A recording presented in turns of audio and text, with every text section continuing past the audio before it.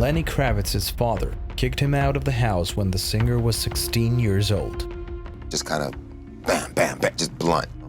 And I was afraid of him as a child. He turned the early part of his life into a living hell. While his mother tenderly showed him the world of music, his father made him experience the worst moments of his childhood. He was really hardcore, super heavy disciplinarian.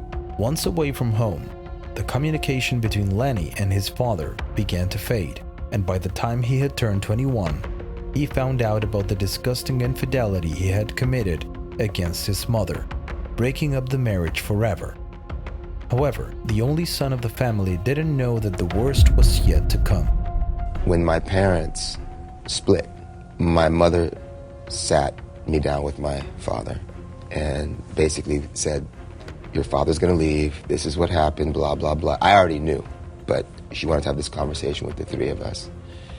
And then she looked at him and said, after she'd explained the whole scenario and he was getting ready to leave, his bags were at the door, she looked at him and said, "What do you have to say to your son?"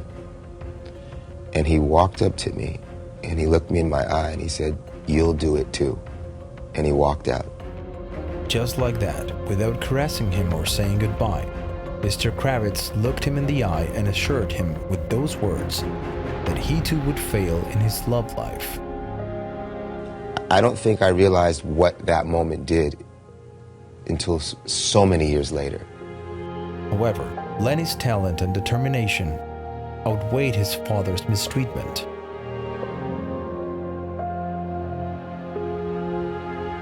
Cy Kravitz, Lenny's father, was of Jewish descent. He was a television jazz music producer and was also in the military, hence his strong and demanding character. However, what had most marked him in his cold personality was the death of his younger brother. And then his younger brother, Leonard, who I'm named after, followed him to the military and was killed in the line of duty. And then my father was blamed for his death. However, Lenny Kravitz saw beyond a bad father, and from the depths, he decided to see the bigger picture. He understood and forgave him. So that was another thing that I think really messed him up. All of those sensitive qualities were just killed.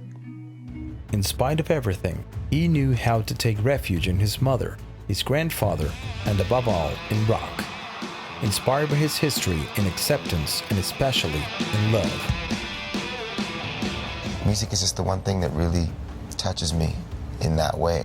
Shortly before his death, Cy apologized to his son for all the damage he may have done to him and the family. And that is how they were both able to heal those old wounds that remained in the subconscious of each member of the family. El tener asuntos sin resolver, sobre todo con gente que ya no está, y figuras tan importantes como son los padres, definitivamente afectan a las personas. Entonces, esta cuestión muestra muchísimo el esfuerzo, porque definitivamente fue un esfuerzo que hizo Lenny Kravitz a lo largo de su vida, sobre todo ya más maduro, pues de acercarse y de buscar un acercamiento.